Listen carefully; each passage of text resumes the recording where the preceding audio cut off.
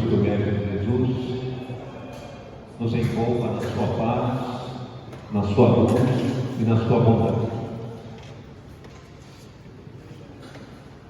O psiquiatra neurologista Viktor Frankl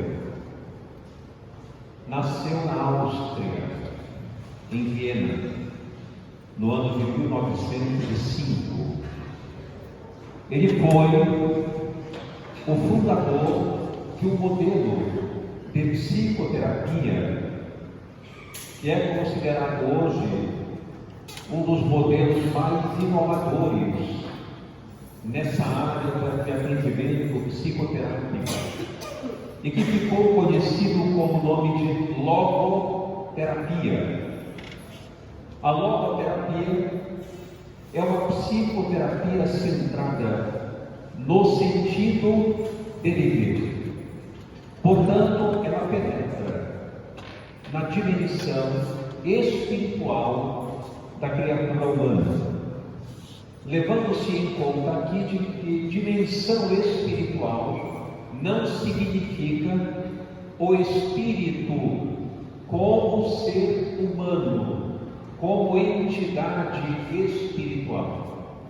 A dimensão espiritual da logoterapia é uma área presente na criatura humana que não adoece, que não se perturba do ponto de vista patológico.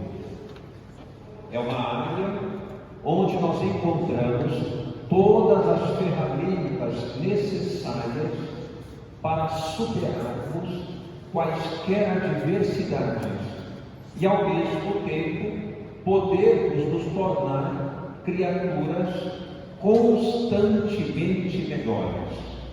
É uma área lá dentro do ser humano onde estão presentes elementos que só correspondem à humanidade, à condição humana. E são três fatores fundamentais que estão contidos nessa área: a liberdade, a responsabilidade e a intencionalidade. A liberdade diz respeito à nossa capacidade de fazermos escolhas e tomarmos decisões constantes na nossa vida, decisões essas que devem ser independentes, livres. Ao mesmo tempo, nós temos o componente da responsabilidade, que, como o próprio nome diz, significa a habilidade de responder à vida nos seus inúmeros questionamentos na nossa direção. A liberdade com responsabilidade traduz o fator humano por excelência. Nenhum outro animal é capaz de assumir responsabilidade pela sua vida e, ao mesmo tempo, ser livre para tomar decisões conscientes. Somente o ser humano.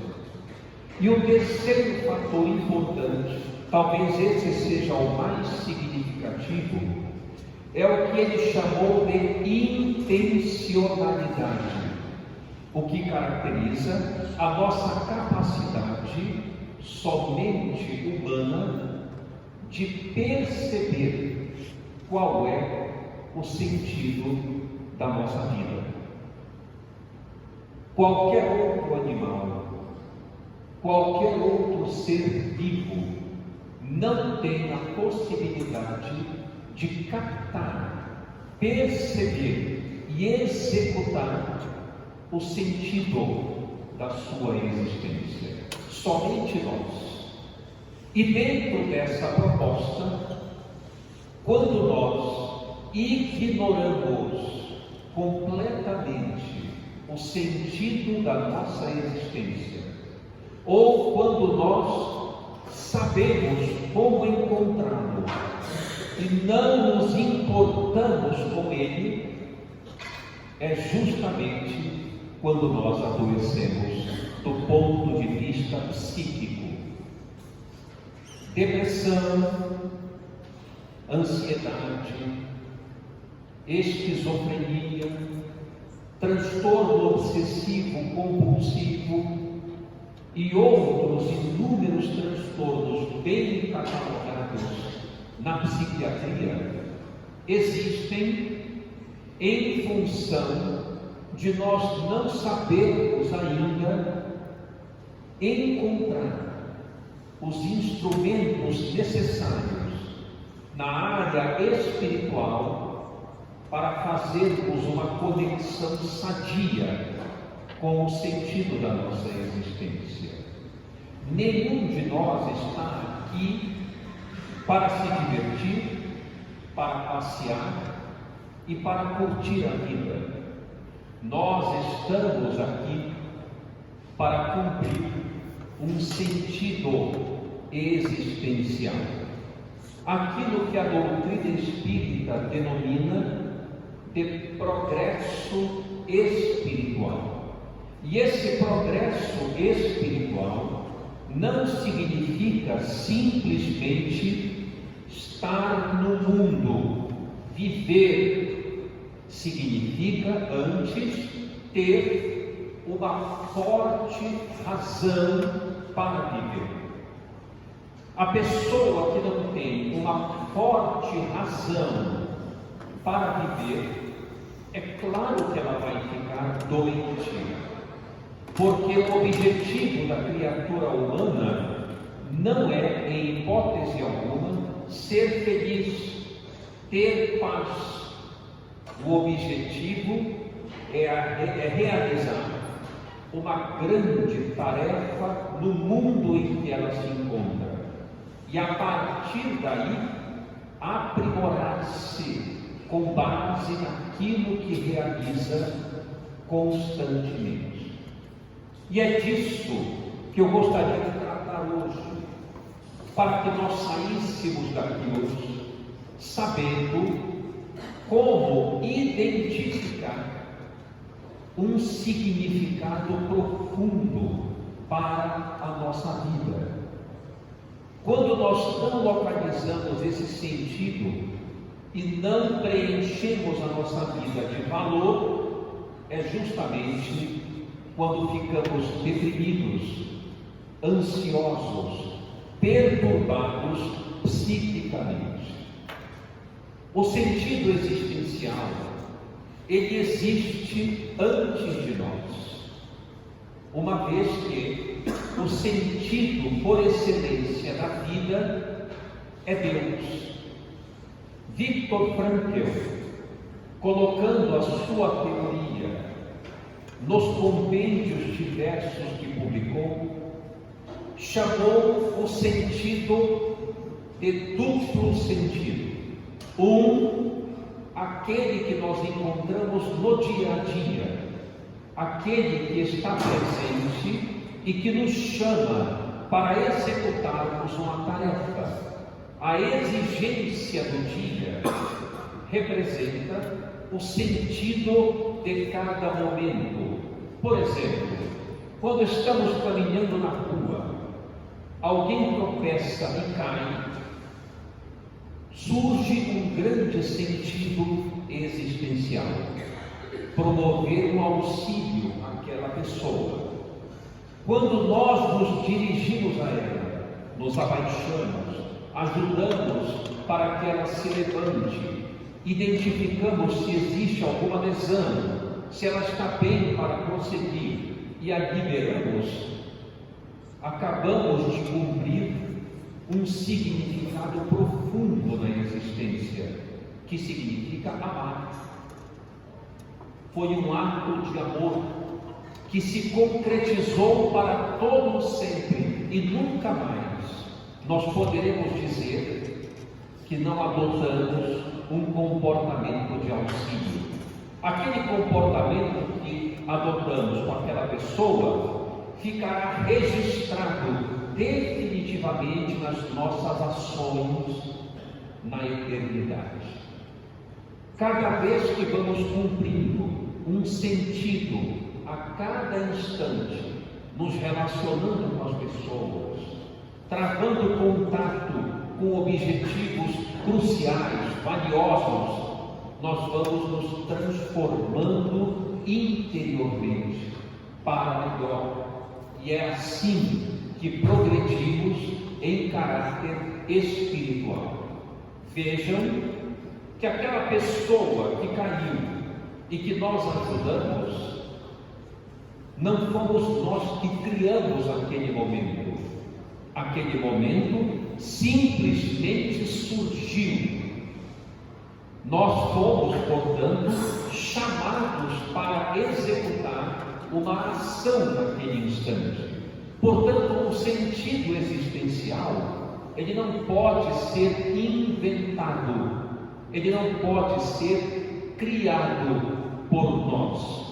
Ele já existe no mundo e cabe a nós perceber o seu chamado, ouvindo onde ele nos chama, vendo os seus sinais. Foi por isso que Jesus falou por parábolas. Os discípulos perguntaram a ele: por que falas ao povo por parábolas? A resposta é totalmente centrada no sentido existencial não percebido. E ele diz por metáforas: porque este povo, vendo, não enxerga, e ouvindo, não escuta. Eles endureceram os seus corações, justamente para que eu não os cure. Isso quer dizer que o sentido, a proposta está no ar, está nos chamando. Toda e qualquer ação relacionada ao amor, ao trabalho e até mesmo ao sofrimento, como veremos logo mais, tudo compreende um grande sentido que precisamos executar, porque nós não estamos aqui a passeio. No ano de 1939, Adolf Hitler invadiu o Império Austro-Húngaro através do partido nazista de que era líder e estimulou a Segunda Guerra Mundial. Ele foi um dos grandes motivadores da instalação da Segunda Guerra Mundial. Viktor Frankl era judeu e foi conduzido, assim como milhares de judeus, aos campos de concentração. Ele sobreviveu a 4 campos de concentração entre 1942 e 1945. E uma das coisas curiosas que a sua autobiografia conta é que ele passou por vários testemunhos em relação aos quais a sua teoria, a logoterapia, a terapia do sentido, fez com que ele não apenas escrevesse essa teoria, mas vivesse também exatamente nos momentos mais derradeiros, mais cruciais, antes de ser preso, por ser um psiquiatra famoso no ano de 1941, os Estados Unidos, percebendo a instalação da Segunda Guerra, promoveram a oportunidade de que ele fosse transferido para os Estados Unidos a fim de fugir dos campos de concentração.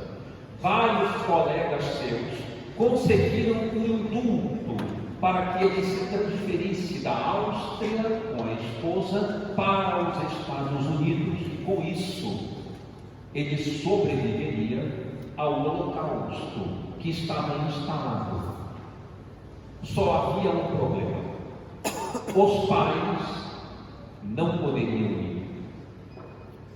Ele então se colocou num grande dilema existencial. Estava aí a bifurcação em que todos nós nos encontramos constantemente: fazer o que tem sentido ou fazer o que dá prazer, o que dá satisfação. Imaginem se ele fosse e permanecesse vivo sem experimentar o holocausto, mas na consciência estaria a lembrança de abandonar os pais. E se ele ficasse, cumpriria um grande sentido de estar junto dos pais sem abandoná-los, mas sofrer a transferência para os campos de concentração. Ele teve então que tomar uma decisão livre, consciente e independente: transferir-se para os Estados Unidos ou ficar em Viena e ser preso. Ele escolheu permanecer em Viena e ser preso.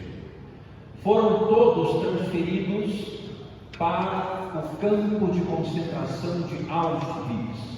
Ali chegando, imediatamente a irmã, o pai e a mãe foram transferidos para as câmaras de gás, logo na chegada.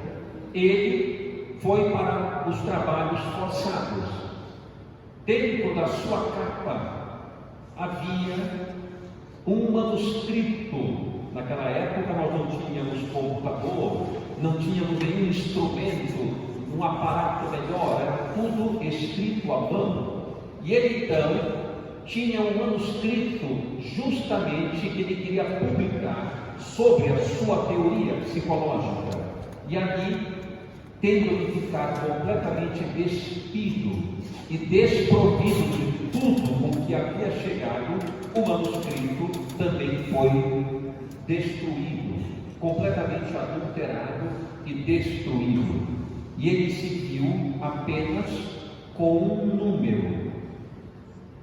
Ele apenas foi tatuado com um número, perdeu a identidade, o nome, e não foi mais considerado um ser humano. Foi considerado apenas um número, o número 119.104, tatuado no braço, como todos os demais.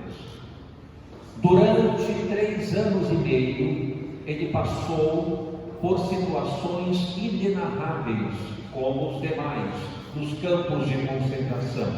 E a sua biografia conta que quando a Rússia venceu a guerra e invadiu os campos de concentração para libertar os prisioneiros, foi identificado que Viktor Frankl, naquela época, pesava aproximadamente 39 a 40 quilos. Tamanha a desnutrição em que ele se encontrava, como os demais. Ali ele teve a oportunidade de viver sua própria teoria. E dentro dessa teoria, ele afirma que a criatura humana tem por excelência a capacidade de decidir aquilo que ela será a cada instante. Não influencia tanto um ser humano a condição em que ele se encontra, e sim a decisão que ele toma frente a essas condições. E essa teoria é excepcional, porque ela está totalmente direcionada, totalmente ligada à proposta de Jesus. Porque quando Jesus sobe no monte para pregar, ele anuncia uma proposta totalmente libertadora, de independência, quando diz: tendes ouvido o que foi dito, olho por olho, dente por dente. Ora, essa teoria, olho por olho, dente por dente, é uma proposta que nos amarra uns aos outros, e ficamos sempre na dependência uns dos outros. Se me tratam bem, eu também trato. Se me tratam mal, eu também trato. É o olho por olho, dente por dente. Ora, uma teoria que arranca do ser humano sua própria liberdade de decidir como será, como ele desejará ser. E Jesus então propõe: eu, porém, vos digo, mudando completamente a primeira proposta: amai os vossos inimigos, perdoai aqueles que vos ofendem e orai pelos que vos perseguem. É a liberdade espiritual de podermos sentir como desejamos, agir como quisermos, pensar como acharmos melhor, sem estarmos na dependência de quem quer que seja para nos posicionarmos. E vejam como isso hoje ainda é difícil de encontrarmos. Recentemente eu conversava com uma pessoa e ela me disse assim: mas no fim eu acabei agindo daquele mesmo jeito. E eu perguntei: por quê? Todo mundo faz, todo mundo agiu assim. Eu ia ficar de fora, eu ia me prejudicar, eu ia ficar à margem, todo mundo se dando bem, e como é que eu ficaria? A resposta é: livre da dependência do comportamento alheio. Por que temos que fazer exatamente como as pessoas estão fazendo? Por que temos que querer exatamente aquilo que as pessoas estão querendo? Por que não podemos fazer nossas próprias escolhas? O adoecimento se dá porque nós olhamos para nós e frequentemente não nos orgulhamos da pessoa que somos, porque temos dificuldade de tomar nossas próprias decisões e nos erguer acima das nossas vicissitudes pessoais.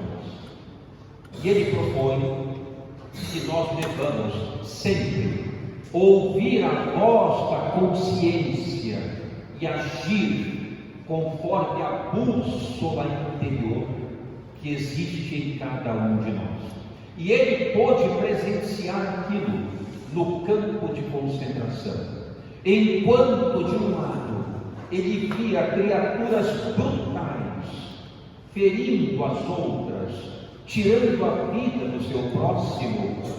Do outro lado ele também via criaturas esquálidas, magras, apáticas, tirarem do bolso da capa surrada o último pedacinho de pão e, em vez de comerem, davam para o outro que estava em condição pior, dentro do próprio campo de concentração, onde ninguém sabia se logo mais iria comer.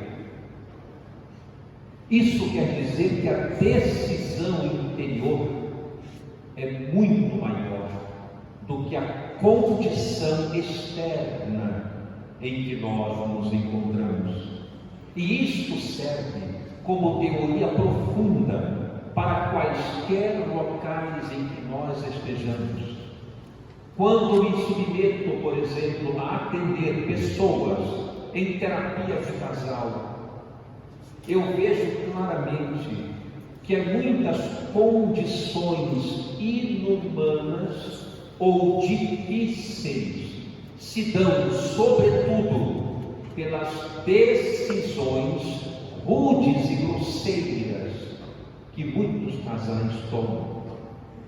As condições frequentemente dependem das decisões tomadas, porque qualquer condição imprópria de vida em que as decisões sejam pautadas no amor, na sabedoria, na solidariedade, no respeito àquela condição, deixa de ser imprópria.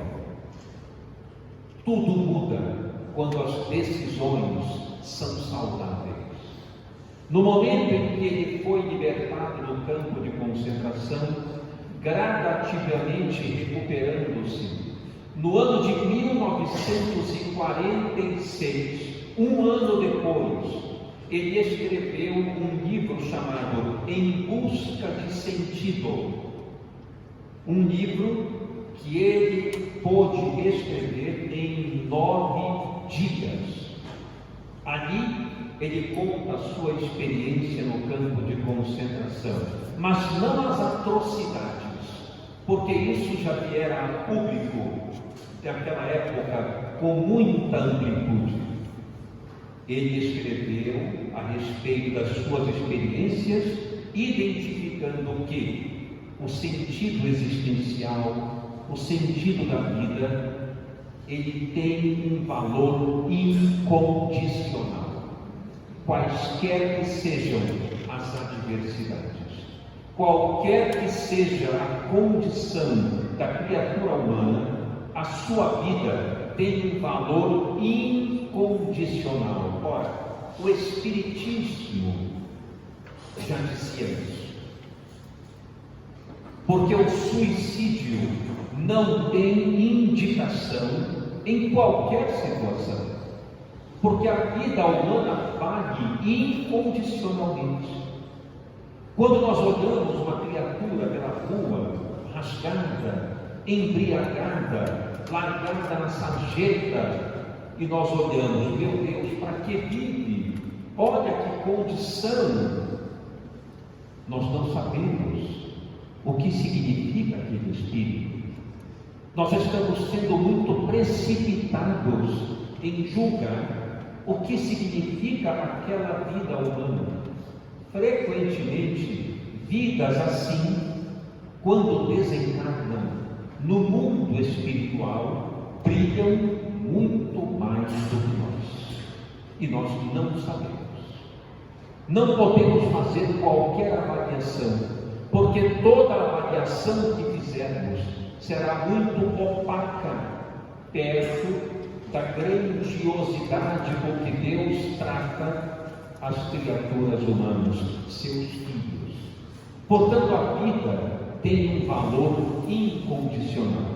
E nós estamos aqui justamente para cumprir o sentido que Deus nos envia como chamado existencial. E de que forma nós podemos fazer isso? Victor Frankl propõe que o sentido da vida humana pode ser cumprido, executado de 3 maneiras. E com isso, nós poderemos então sair daqui compreendendo de que modo podemos agir no mundo a estarmos na esteira ou na dianteira da concretização das nossas existências. Primeiro modo de cumprir o sentido existencial: amar. Amar pode ser uma palavra utópica, mas não é. Amar é uma decisão existencial. Amar não é um sentimento, porque por ser um verbo conjugado no infinitivo, amar indica uma tomada de posição espiritual. O amor é um sentimento universal. Amar é quando eu tomo esta fórmula existencial, que é o amor, e dou uma direção para ela. Que direção eu posso dar? A direção que eu desejo, a direção para uma pessoa, a direção para um grupo de pessoas, a direção para uma comunidade, ou a direção para a humanidade, como fez Jesus, que amou a humanidade inteira, sendo o grande arquiteto deste planeta. Amar é o primeiro sentido fundamental da vida. Quando nós amamos o nosso pai, a nossa mãe, o nosso cônjuge, o nosso filho, os nossos amigos, aquele desconhecido que precisa de nós, quando amamos, decidimos amar, nós estamos cumprindo um sentido que é preventivo de qualquer enfermidade. A depressão, assim como a ansiedade, representam patologias que, do ponto de vista espiritual, predomina o egocentrismo. Nós nos voltamos demais para dentro de nós. Nós olhamos demais a nossa amargura, os nossos infortúnios, os nossos problemas, os nossos desejos não atendidos, e por isso entramos em clima de profunda ansiedade ou profunda depressão. Porque a depressão, embora seja uma doença hoje conhecida como biológica, em essência ela é espiritual, porque o espírito vem antes. O espírito governa o corpo e não o corpo governa o espírito. Portanto, toda a anomalia no campo cerebral provém do espírito que está infeliz com a sua condição de conexão com o sentido da vida. Todo aquele que tem uma razão para viver, uma motivação fundamental para se dirigir, por que vai adoecer? Por que vai se entristecer? Se sabe o que representa na vida e também sabe o que os outros significam para ele como irmãos, por que vai adoecer? Por que vai se atormentar? O que é que ele vai temer se ele está em total conexão com as razões fundamentais da vida humana? Por que ele vai se apavorar, se desesperar, se está em conexão com a divindade nos trâmites da vida? E é isso que nós precisamos fazer. Então, o primeiro elemento, amar as pessoas, num sentido de ser solidário, cooperativo, perdoar, desculpar as ofensas, entender a limitação dos outros e, ao mesmo tempo, perceber a sua própria importância no mundo. E isso é uma coisa que normalmente nós não fazemos. Quantas pessoas diariamente eu não recebo para atendimento que dizem: eu não sou ninguém, eu sou um fracasso, eu sinceramente não mereço ser feliz. Agora, de onde tiramos isso?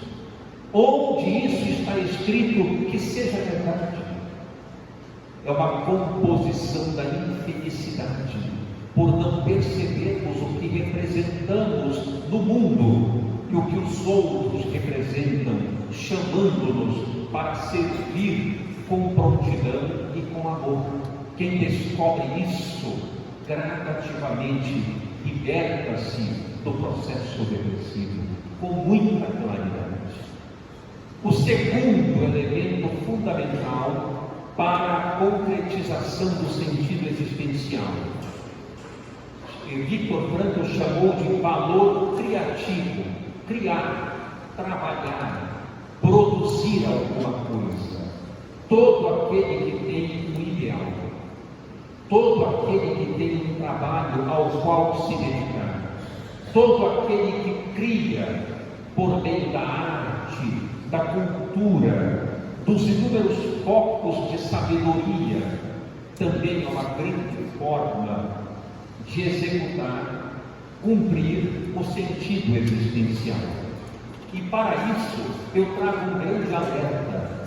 A pergunta que eu deixo é: como nós estamos vendo o nosso trabalho diário?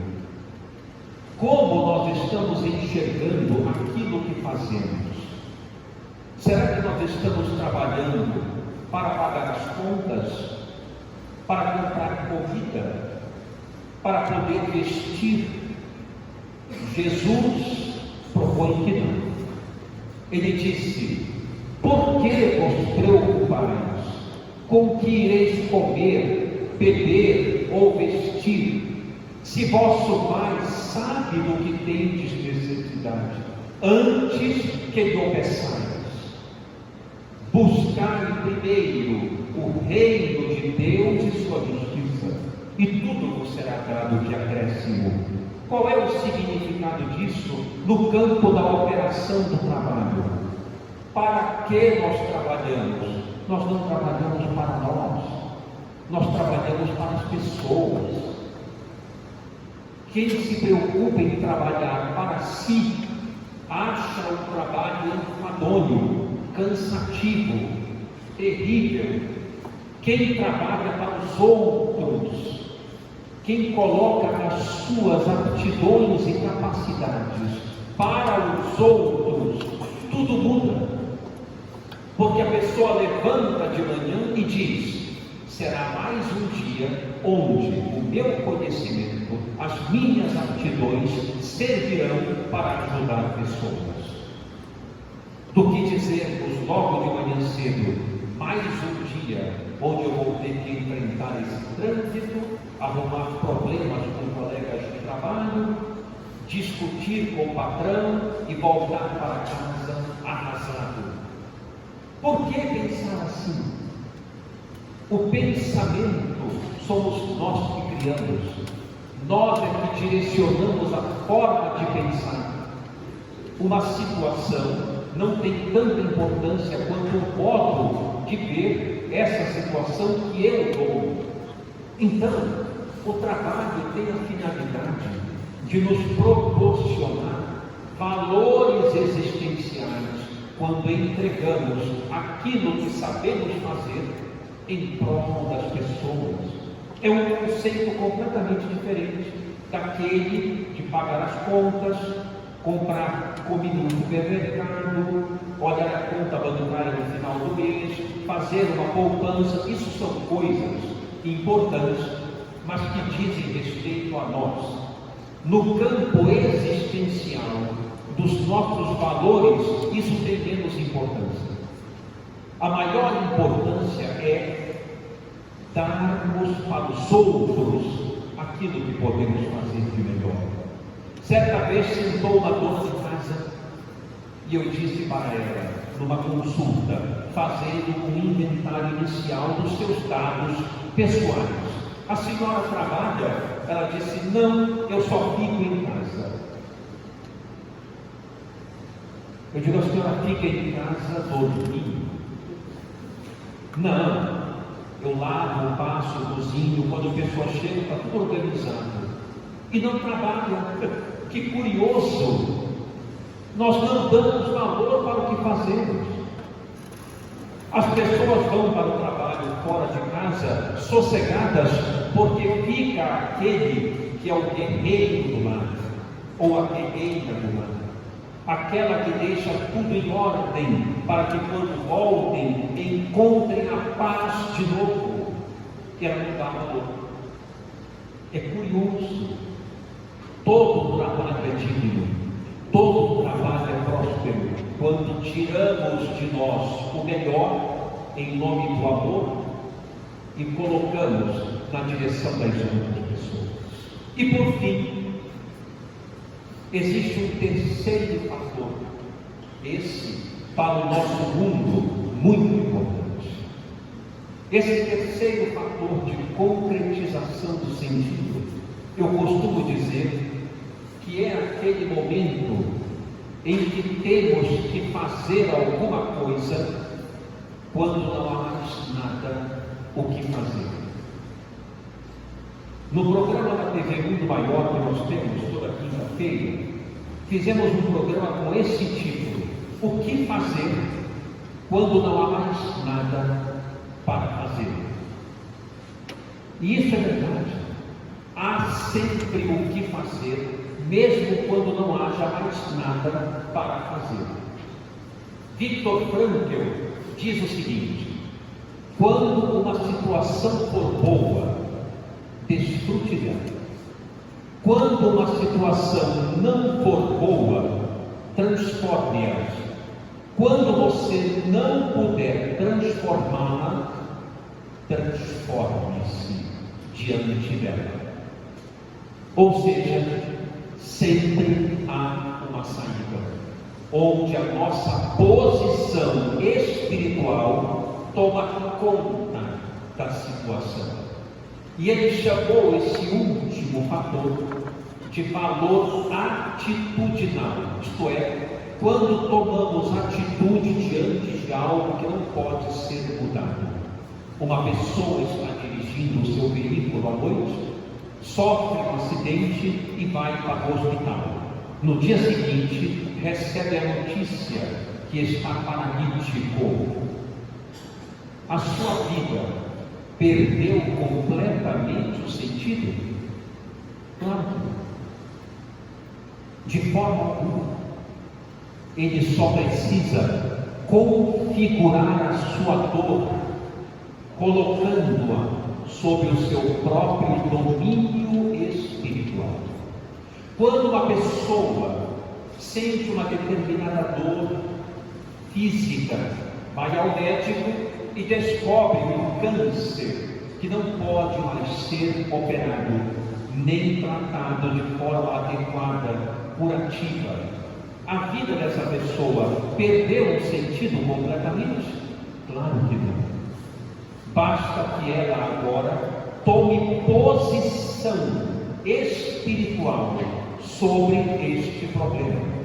Viktor Frankl afirma que na questão do sofrimento também pode haver um grande significado. No sofrimento inevitável, naquele que é evitável, a nossa proposta deve ser corrigir o problema. Claro, se a pessoa está consumindo álcool e está tendo gastrite e está próximo de ter uma cirrose, de ter uma pancreatite, é claro que o objetivo será interromper o álcool para que o sofrimento não se estenda. Mas quando o sofrimento é inevitável, ele vem por obra de um destino e de repente surge chamando-nos a testemunhar uma determinada situação irreversível, é claro que o nosso papel deve ser persistir, prosseguir. E o Espiritismo, então, nesse momento complementa, dizendo que a vida é eterna, que este corpo é transitório, que o que significa realmente de valor para o futuro é o espírito com o seu corpo espiritual, que após a desencarnação recupera-se completamente de toda a mazela, de toda a deficiência, voltando ao estado de equilíbrio, desde que a experiência tenha sido vivida com coragem, com determinação, sem queixa, sem brutalidade em relação a si próprio. Então, até no sofrimento há um sentido para ser vivido, que depois terá uma grande explicação. E a explicação é a autotranscendência, a nossa capacidade de superar nossas próprias deficiências, tornando-nos espíritos cada vez mais elevados na direção de Deus. Então, os dois primeiros são operacionais: amar. Segundo, servir, do ponto de vista da aptidão, do desenvolvimento cultural.